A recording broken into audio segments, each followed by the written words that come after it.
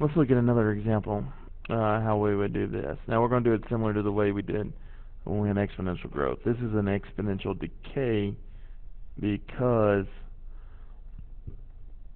of the 2/3 here.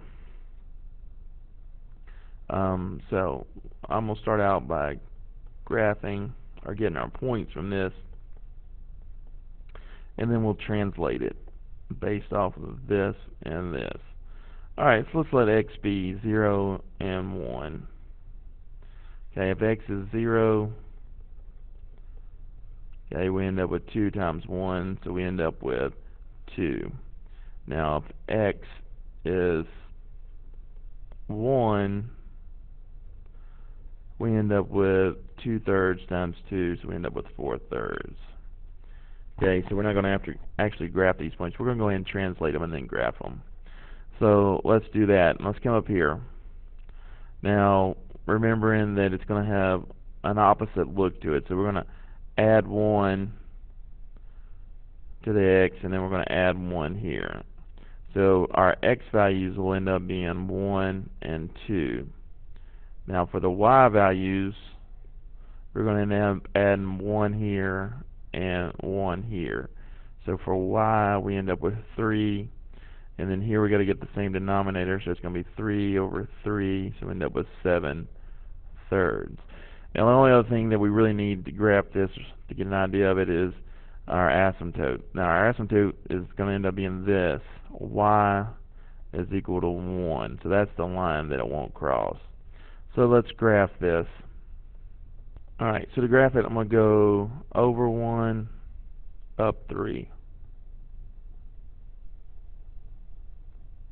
Okay, and then to graph the next one, go over 2. Now 7/3, 3 goes in there twice, a little bit bigger than 2, so it'd be here. Now I'm going to go ahead and draw in the asymptote, which would be, again, the line that it won't cross.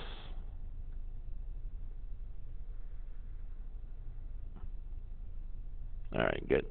Alright, and so that's our asymptote. That's the line that it won't cross. So our graph will end up happening is we'll get closer and closer to it, but won't cross this. Actually, let me change that to that.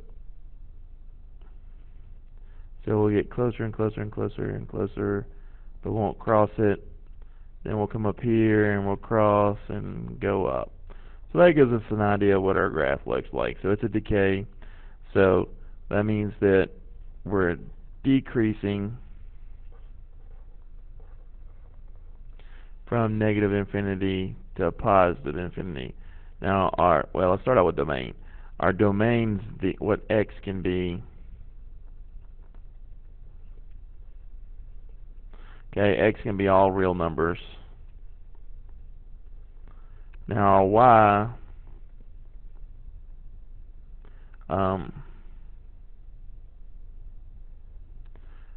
our y value here, y will never be smaller than 1. So y, well, for our range,